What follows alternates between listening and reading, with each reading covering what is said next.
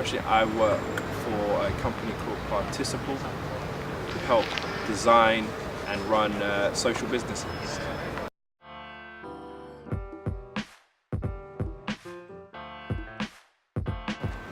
It's an interesting place to grow up.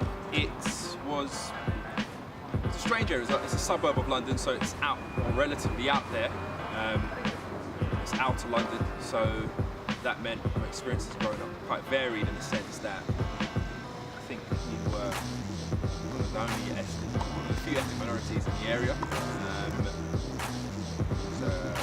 It was an interesting place. There wasn't much there. There was lots of parks, a few shops, but there wasn't much there. I mean, people would never really go to Burns Home if you didn't live there. If you didn't live there, you really had no business there. So it wasn't really somewhere where you encounter a lot of tourists. It was fairly nondescript, but it had its own character. I'd say I was aware of the fact that we were different from the majority of people. So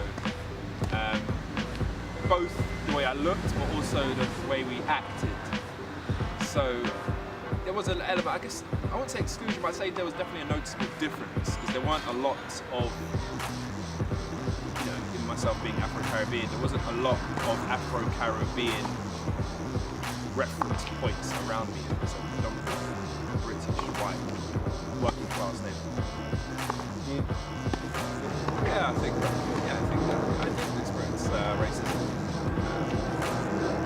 First, I must distinguish the racism I felt growing up as a young boy was more so in a curiosity from those around me. So in my primary school, not having, I think there was only about me and a handful of black students, less than a handful.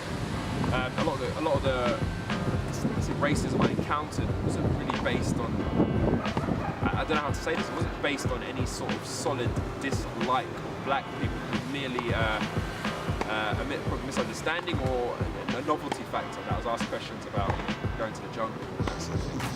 When I was young, do you speak African?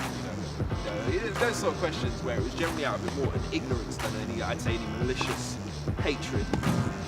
I think that getting older and obviously moving away from innocence, I think that does change. So I did experience racism directly, and even in a violent way. So I was attacked about 10 years ago on the bus by some, I think Eastern European men. And that was motivated purely by my race. In fact, I was a young black man. To say racism doesn't exist is slightly naive. I mean, racism works both ways. I mean, I can be racist. I don't believe I am, but racism in a sense has various forms. It could be overt racism, so racism in the sense that I call you names based on your colour. But also I think there's more subtle racism, more insidious racism that goes below the surface.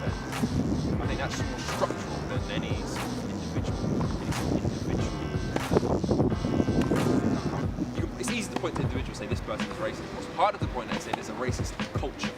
And I think that's harder to, and that takes much longer than any single individual making a statement. So I'd say racism does exist, it is very real, but it works in more subtle ways that we often enforce political correctness, which holds things in place. Therefore, I think racism as an overt concept, or as most people understand racism, takes a background to see. What we in fact get is actual structural racism, which I think is harder to eradicate. I also believe there are more black stories out there. Black isn't one thing. There are black guys like you who grew up in Scotland, who I've met, and their conception of race is very, very different to how someone in London grows up surrounded by some races. I have got a flatmate who's half like Japanese, who's half Nepalese. Her idea of race is different because she grew up in Norwich, Whereas I said to her, yeah, here people look at you as an ethnic minority. In Norwich, she doesn't really meet anyone else except those who are white and British. So her identity is very much isn't as strong. Whereas someone, I know people celebrate Nepalese Independence Day in West London. She's been away from that, so she doesn't really. The same way a guy in Scotland who's grown up in Aberdeen, his idea of what it means to be black and the difference between guys is black is because you've got all these references around you, you've got this history. What I said about Windrush generation. I get what it means. That was the first immigrants, the first black immigrants, but my parents came in 20 years after that. They came in the early 70s as students, so they would tell me that when they got here, the only ethnic minorities they met were Caribbeans. because they came as students. The Caribbeans came to live. They came as Africans to study and go home initially. So, you know, their idea of Caribbean, they were quite, you know, it's like their idea of Caribbeans was, oh, Caribbeans are here. They've come here to live. We've come to study and go home. So I think there's more than one black story. When people hear Windrush, they think it represents every single. But so I guess what I'm trying to say is that I'm always interested to speak about there's more than one black story, because the way you speak, the way you interact with people market like this, like it's funny. The way I speak, for example, people said to me, someone said to me, oh gosh, you're not from London. I said, why not? You don't speak like a London. Now, what they were saying below the surface was that my reference points of black males in London, you do not speak like them, so you can't be from London. It's very subtle in a sense. And I can understand what they're saying, but people think that there's one experience of being black. And that means, Troy, you cannot like the ballet. Why? Because black males don't do that. You know, there's an article recently by a really famous architect, I think David J, who's black, one of the most famous architects in the world. He said, and his article was that black people don't go to art galleries. Generally, you don't associate. I was at the Design Museum last week, walking around. I don't see too many ethnic minorities there. So there's a certain idea of what black is. And I think sometimes black people, often we can reinforce that inadvertently.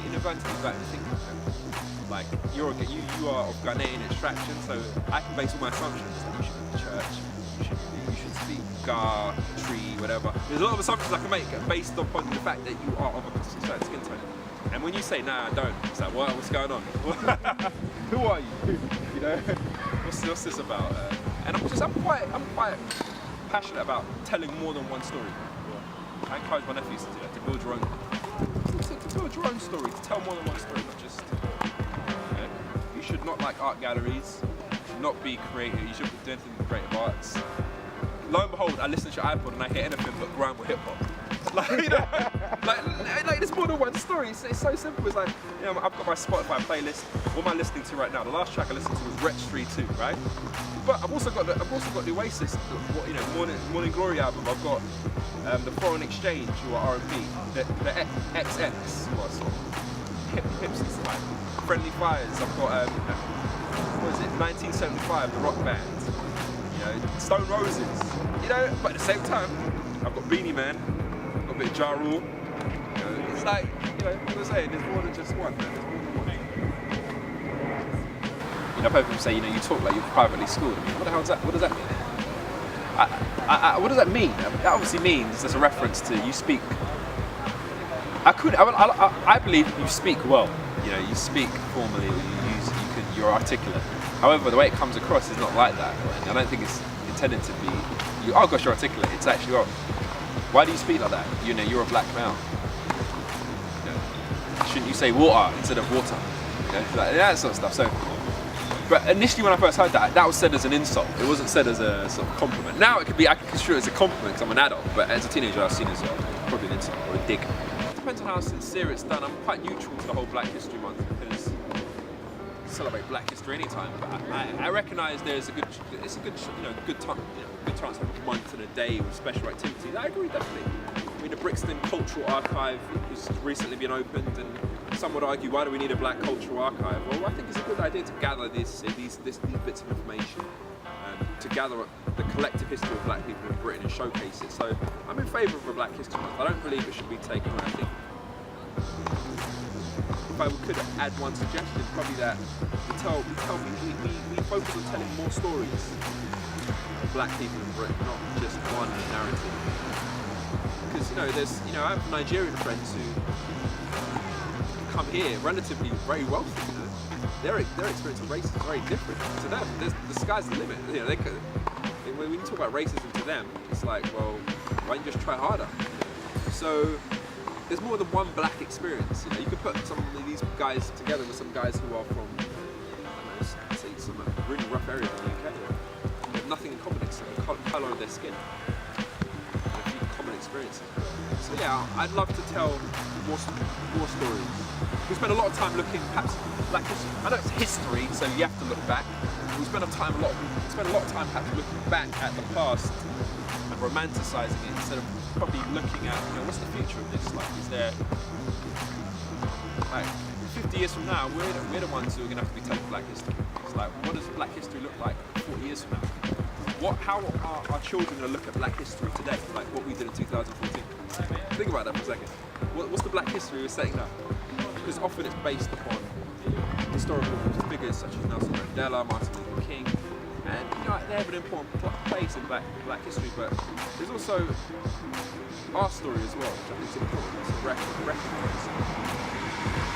Dizzy Rascal has a place in Black history. Where do we put him?